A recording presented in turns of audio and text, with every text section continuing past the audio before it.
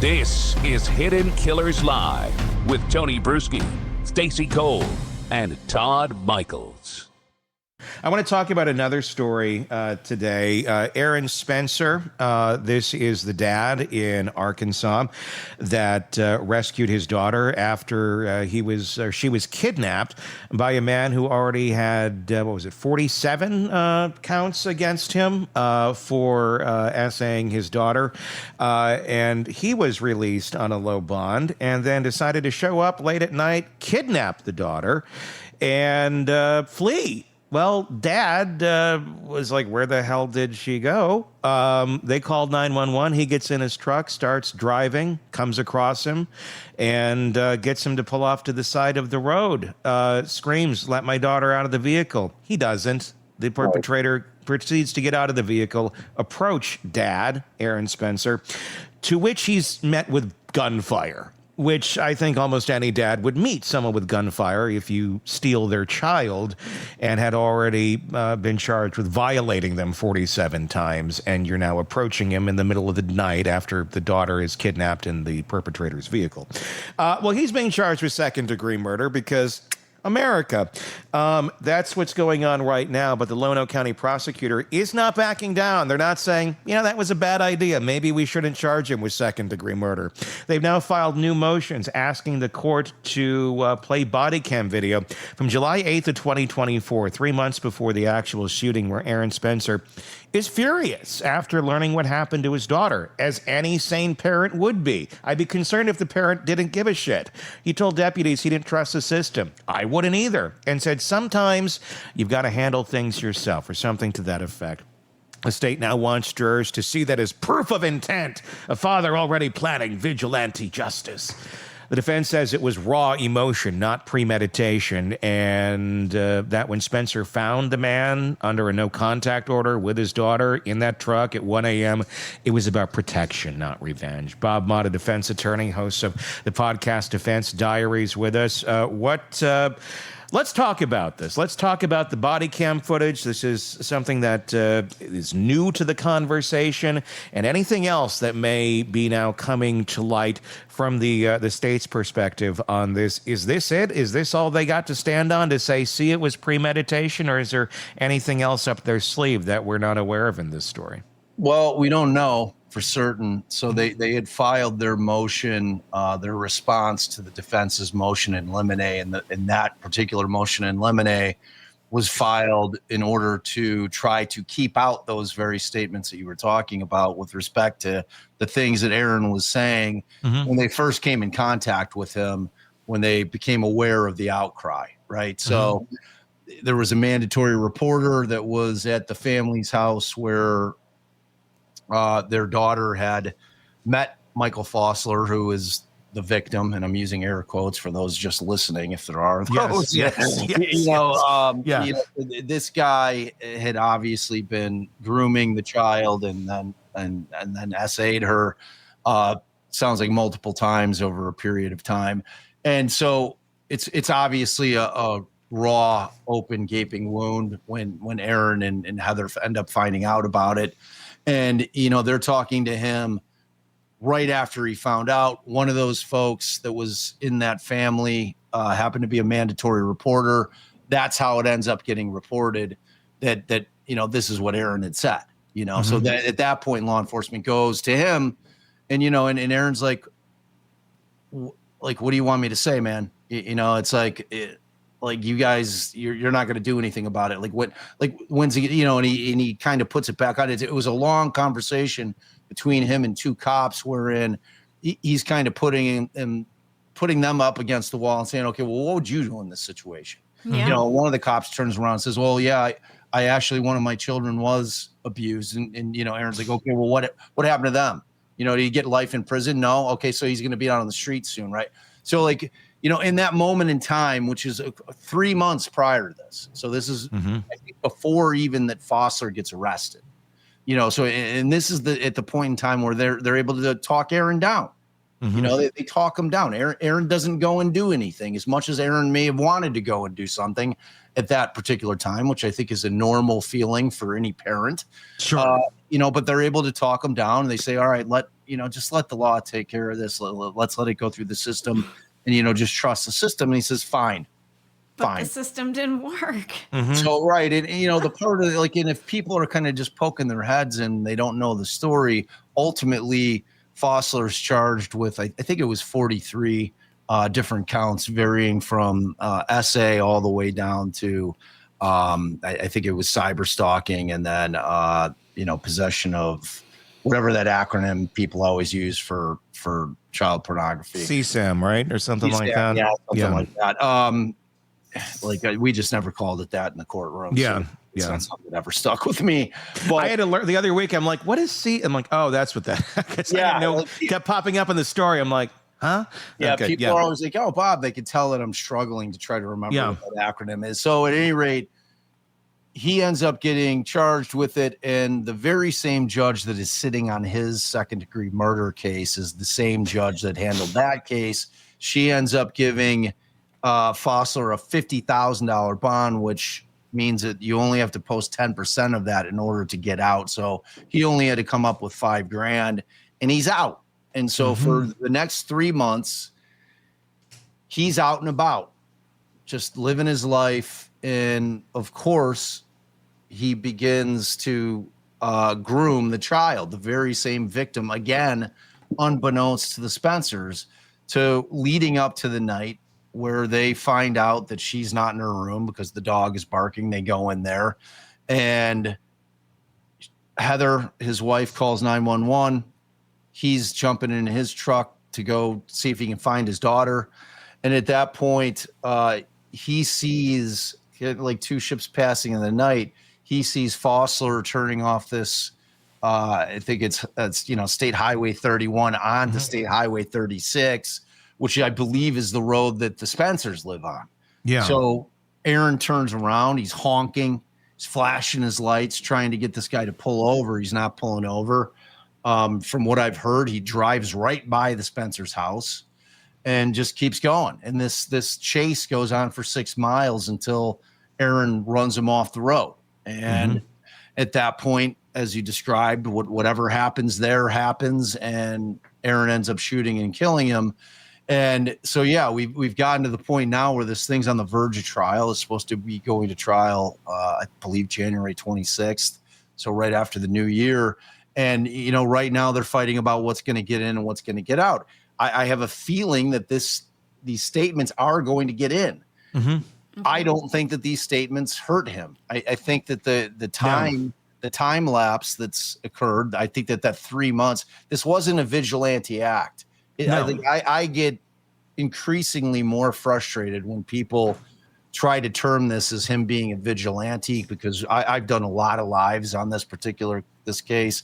Yeah. And I get very perturbed when people start saying that it was a vigilante thing. I'm like, if it would have been a vigilante thing, he'd be dead. Aaron Spencer would have gone over there the day that he bonded out to take care of business. That's not what occurred.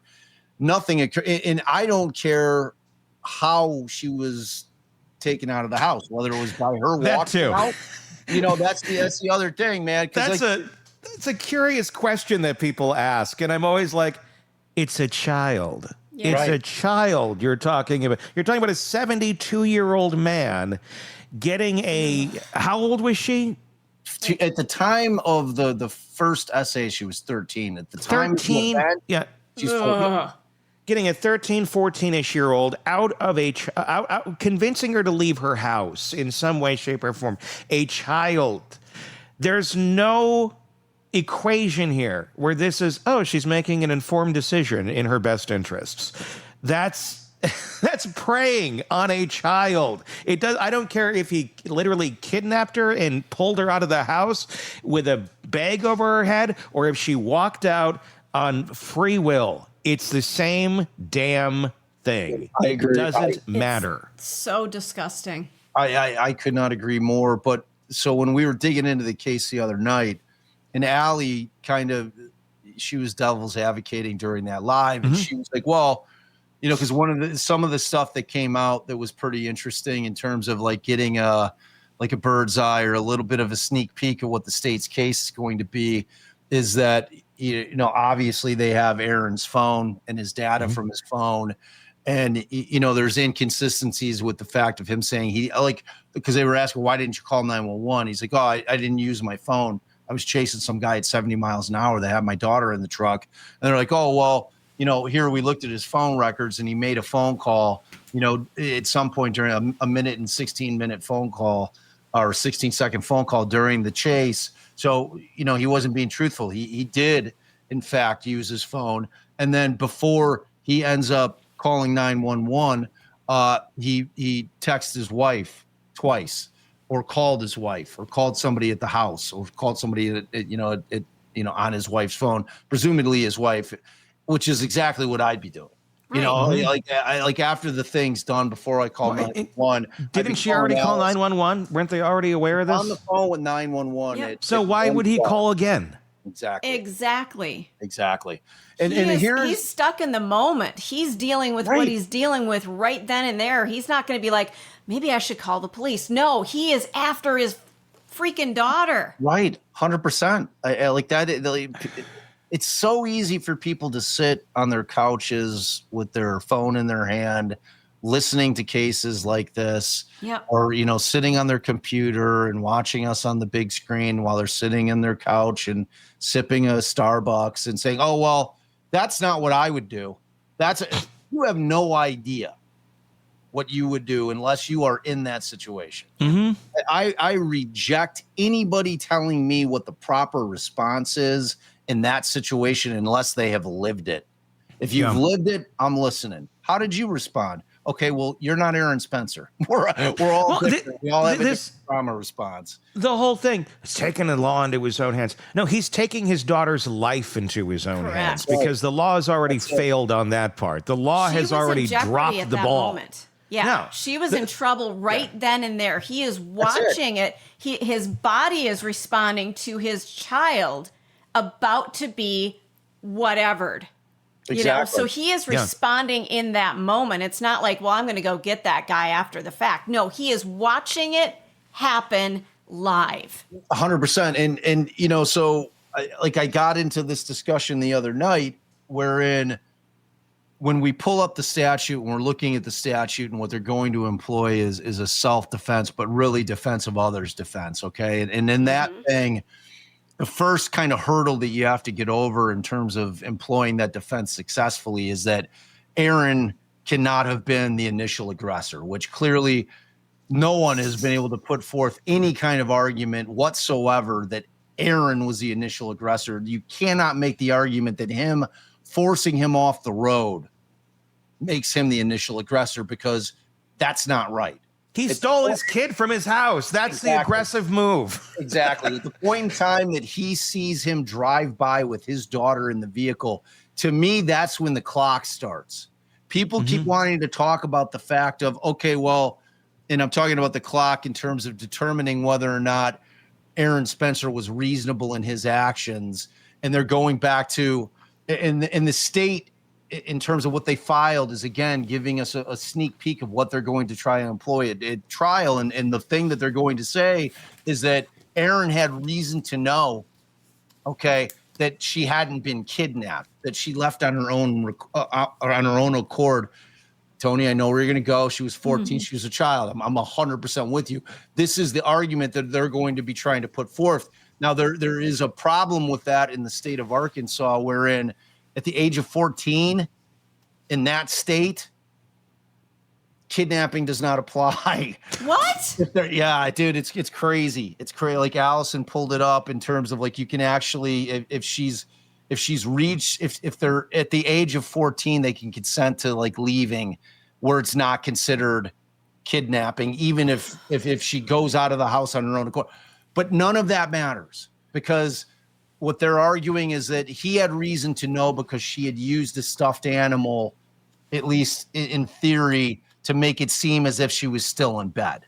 But none of that matters to me. Where this thing starts, because Aaron doesn't know if that's just her sneaking out of the house. He doesn't necessarily. I mean, would he probably immediately think, "Oh, this guy got her again"? Maybe. Possibly. If you're a maybe. responsible parent, it doesn't even fucking matter if she's gone. right. If she snuck out of the house, you're still going and looking for her. You're not that's like, right. oh, she put the stuffed animal there. She just snuck out in the middle of the night. Let's go watch a rerun of SNL. That's exactly my point. Because you're going to go find your daughter because it could be she snuck out. That's not okay. Or it could be that the creepy perv convinced her to come out too. It's one or the two. And neither are okay. Neither, and so in my estimation, because of exactly what you said, where this thing starts in terms of kind of looking at the analysis of whether or not the defense of others is going to work, is it starts exactly when he lays eyes on the fact that his child is once again in that guy's truck. Yeah. That is when the clock starts for Aaron Spencer, because that is when he realizes what is going on. It doesn't matter legally how she got out of the house. The state's going to try to make it matter, but the defense is going to be able to argue, no. Like she just could have snuck. I don't know, man. Why do they just keep digging into this? I mean, are they prepared for the courthouse to burn to the ground if this guy gets off? Because I think the villagers are going to be there with flames. But here's the thing, you guys, and I don't want to like drill down like our entire conversation wasn't worthy, because it absolutely is. But at the end of the day, the jurors are community members, their parents, their siblings. Are they going to sit there and let this monster loose? They're going to sit there and say, what if this happened to my child? What if this happened to my sister? What if this happened to me? Are they? Because one state over, they just said to Jesse in Oklahoma, you know what? We don't care about those two 16-year-old girls that you essayed and nearly killed. Second chance, you're a good baseball player. So keep in mind the mindset of some folks in these parts. I guess I want to believe that people are different than that. There's plenty that are. But when you get a group, together, you get a few in there that think very differently, very questionably differently than the rest, that you go, if there was only a true record of everything you've done in your life, I don't think you'd be a free human being. And they tend to think like this. Yeah. It's, I mean, to me, this is kind of the inverse of what it normally is, where it's oftentimes that I've felt that it's going to be very tough for the defense to be able to impanel 12 people that are going to be behind our client. Right. This is a situation where I think it's going to be very, very difficult for the state to get 12 people in that box that are going to be able to look at the situation any differently than what it actually was, which is what they're asking people to do in this case. They're asking people to just disregard everything that preceded it and look at this thing in a vacuum in terms of what happened in that moment in time.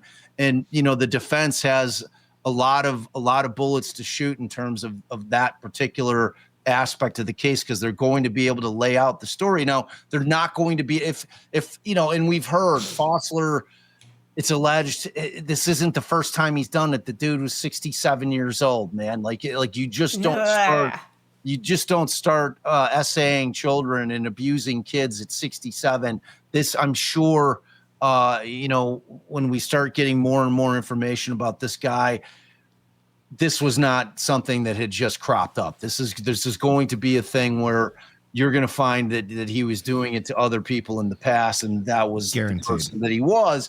However, none of that's relevant to this case because Aaron didn't know it. Where the clock starts for Aaron is the minute that he finds out that this guy was abusing his daughter. That's like his knowledge base, because the whole question is was Aaron Spencer reasonable in his belief that he believed that Foster was going to either commit a felony against his child or harm his child? And I think that the state is going to be hard pressed to convince anybody in that set of circumstances that that's not exactly what was going on there. Either he was going to commit another essay, or he was going to commit an essay and then kill her, or he was just going to kill her because, frankly, she was the only evidence that they had against him in his 43 counts. in terms of anything beyond the stuff that they found on the devices. In terms of the essays, she's the witness because all of those crimes he was charged with are related to her. Wow. Yeah. Well, so it's like, we better hope there's no closeted predators on that jury that are going to find some sort of commiseration here with this guy. Because I think that's the way you get a hung jury, or that's the way. It's probably where you get a hung jury on something like this. But they're out there. Look, they are out there. I did this case. I talked about it on Morning Radio Live in Northeast Wisconsin about a week or two ago, and we took some live calls and such. And you'd be surprised. I mean, I was getting some callers saying that they were on the guy's side, like that, and it's like. And I was taken aback. I was like, how is anyone seeing it that way? What sort of twisted prism is working in someone's mind where they're going, I think the dad might be at fault here. Did you push back? Did you try to say? Oh, yeah. My pushback was like, I really question how anyone could see that, because I go back to my tried and true phrase of only predators protect predators. And I don't see any other way why someone would see this in a different way unless you just fully did not grasp all of the details of this case, which may be. People are very selective in what they pick up on. I'm guessing it's that. It has. I'm hoping. To be that, right? I'm hoping. I am hoping. Maybe they popped in late. They heard that this guy, I'm hoping, but you never know. You never know. You never know what a jury is going to do. That is the only certainty in the law, is that you just never know what a jury is going to do. And it's why it's a terrifying proposition. I mean, that is why people will plead out on cases where, not necessarily for a homicide, but, cases wherein, you could do 6 to 10 years on a serious felony and you didn't do it. But, the state's offering we'll give you a year, and your lawyer's telling you, well, look, man, I know you're telling me you didn't do it and I believe you. However, this evidence that they have, they might be able to convince a jury that you did do it. And you're looking at a hell of a lot more time than you'd be getting if you took this plea. I mean, it happens every day in every courthouse in this country where people plead to things that they didn't do because either the state, especially if they're not offering any jail time, you know what I'm saying? Yeah. So, it's you just never know. There's no slam dunks, even though this one sure as hell feels like one. Yeah. But at this point, anything is possible. Yeah, and you know who it definitely doesn't feel like a slam dunk to, T, is the Spencer family. Yeah, without a doubt. They're going through it, man. And it's brutal. It is. Bob Motta, host of the podcast Defense Diaries. Check it out wherever you get podcasts. Check out the YouTube channel Defense Diaries. Just search it on YouTube and you will find it. And Buried, yes. What episode are you up to as of right now? 11? Episode 12 dropped 12. today. Ooh. Yeah. Ooh, okay. Well, yes. Buried inside the John Wayne Gacy investigation. That's it. Yes. Check it out especially if you've been watching the Peacock. Devil in Disguise thing. Devil in Disguise. Yes, we had them on the show. Have you had them on your show yet? Sure, no. I'm working it out. It sounds like Churns will be coming on the next couple of weeks, so I'm excited about that. Nice. That'll be a good conversation. You can also go back in our archive and find that conversation. Michael Churns was with us and discussing that case as well. But do check out Buried Inside the John Wayne Gacy Investigation wherever you get podcasts. Until next time, for Stacy, Todd, and Bob, I'm Tony Brueski. We'll talk again real soon.